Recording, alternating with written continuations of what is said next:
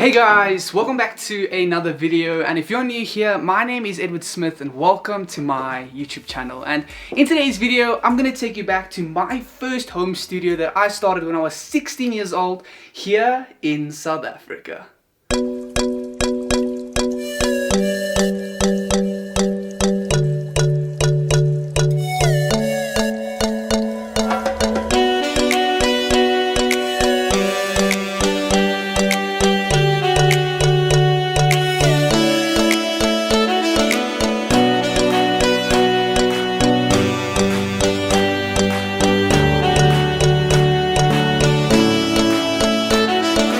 So, as I said earlier, in today's video, we're going to be looking at my very first home studio that I built when I was around 16, 17 years old. And when I started out, I first played the guitar, then I started writing music and singing.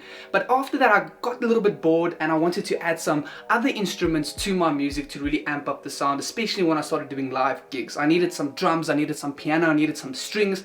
But I didn't know how to do that, so went online, started figuring things out, went to shops, looked at home studio gear, didn't even know how to record my own music, and I really started in this room, not the way it looks right now. It was empty, but I started in this room, starting with recording, got myself a nice mixer, went from there, sold my mixer, got myself an audio interface, a microphone, and slowly but surely over the years started building things like my desk, the vocal booth, foamed it up, put guitars on the wall, all these kinds of things. And it's really just been an experience for me the last 4 or 5 years when I was living in South Africa, building this space of creativity. And today I want to take you through how I started, and just to show you guys that I didn't start with the most amazing gear. I didn't have the best studio monitors, I didn't have the best interface, microphone, studio desk, laptop, any of these things. I really actually started on the bottom with budget things, and I try to make the best of what I had and the money that I had to buy gear,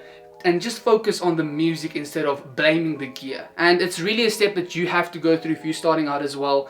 And I want to show you guys that with little money you can really do a lot. You don't need the best things. You can really DIY a lot of the stuff in your home studio and get some great results. And the first thing I want to show you guys is my little control room that I built over here next to the vocal booth. I just want to take you through my desk. I want to take you through the gear and everything that I use, and I also want to just take you through and show you that the gear that I used is really budget. And starting off, the first thing that I purchased after selling my first mixer was another mixer from Behringer, and this is the Zenex X1A32 USB, and it's mainly for live purposes, but overall, it's a great little starter. It's nice, it has a USB connection, and it was my first introduction to really recording through a software, a DAW, through a mixer. And I had this, I loved it, and I now still use it for live performances, but not anymore. But it was a really nice start and a great piece of gear that I bought around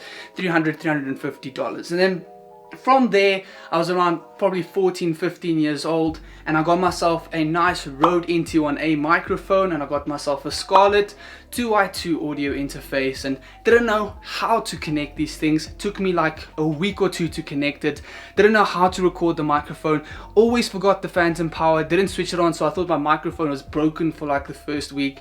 And then later, slowly but surely, with trial and error, I figured it out and started recording some really average, probably terrible songs. But from that, it really started building up. I got myself a nice MIDI keyboard. This is the M Audio Oxygen 49, and it's a nice little 49 key MIDI keyboard that has drum pads. It has everything you need to start out. And for those of you that are looking to purchase a MIDI keyboard and it's really important to you and you're on a budget, you might want to go for a 25 key MIDI keyboard because it's really simple, it's really nice, it's nice for small areas, especially if you're in a bedroom type setup. But if you do have the space, spend that extra $40-50 more.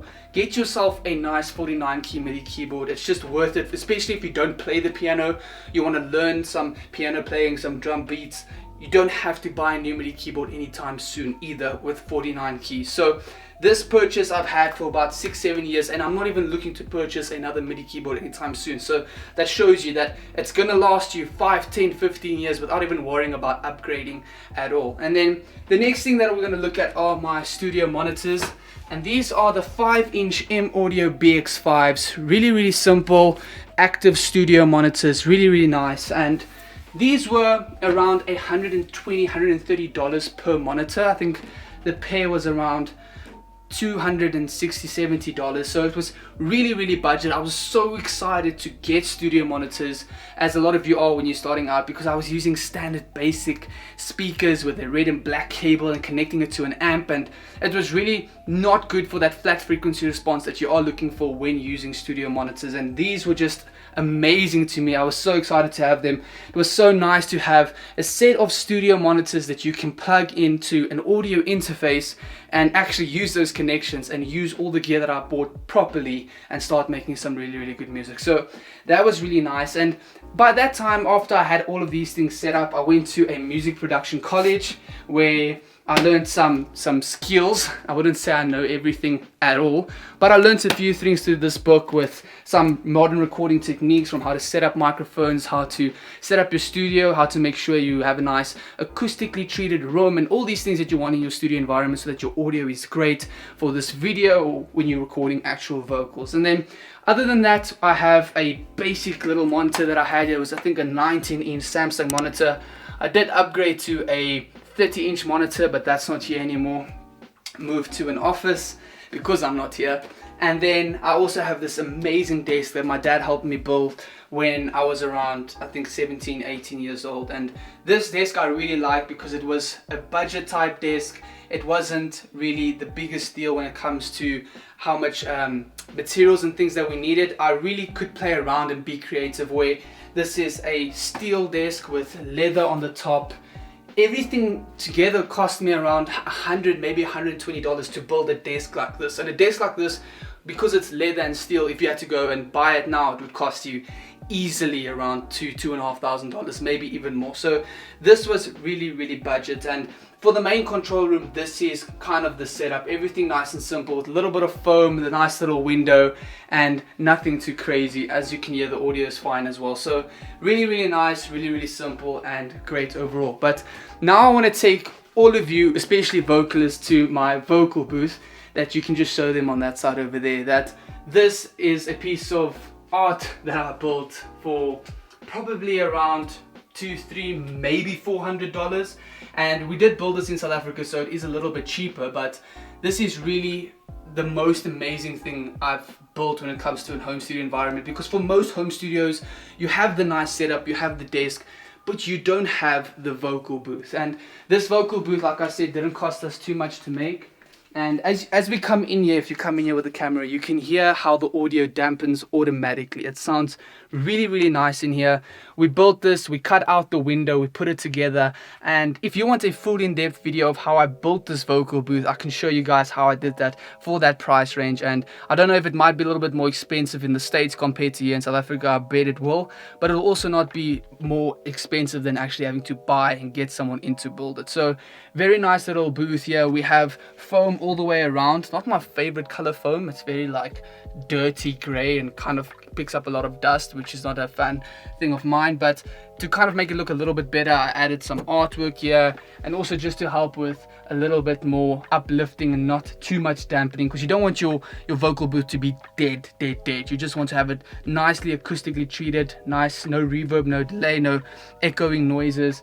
And having these reflections actually just help the room a little bit in terms of just being a little bit more normal of a vocal booth and not too saturated. And then other than that, I have my second microphone that I started out with, which is an Audio-Technica AT2020. And I got this microphone because the Rode one that I mentioned earlier that I bought first started giving me problems, but it's working now again, and this has been here doing its job, and probably one of my favorite mics for around $99, like I say in almost all my videos. Just an amazing microphone and worth every single penny for $100. And then I just have it nicely connected here to a microphone boom arm. I have it connected to a pop filter. My stand is connected to a pop filter right in front of here, so I don't like having my pop filter connected to my boom arm because it's always so difficult to get it set nicely. It always falls over and things like that, so I'd rather do that separately.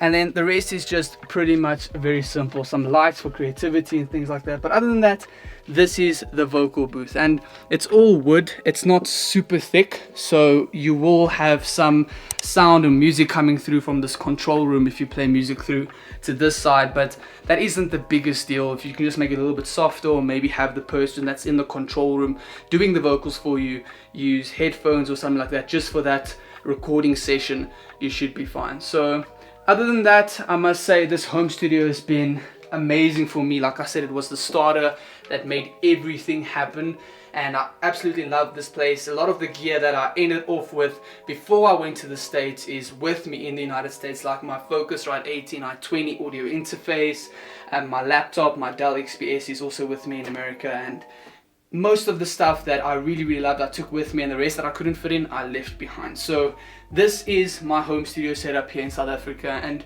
if you guys enjoyed this tour of my home studio setup here when I was around 16, 17, and you guys can actually see that you don't need the best gear to make the best music, and that you can actually do a lot with a lot less money. That's pretty much the point of this video. So other than that, thank you guys so much for watching this video. If you have any questions or any comments, just leave them down below. I'll be there to respond to you as soon as I can. But other than that, thank you so much for watching, and if you guys are back and want to see another video, give this video a like. If you loved it, subscribe down below, and I will see you for another one next time.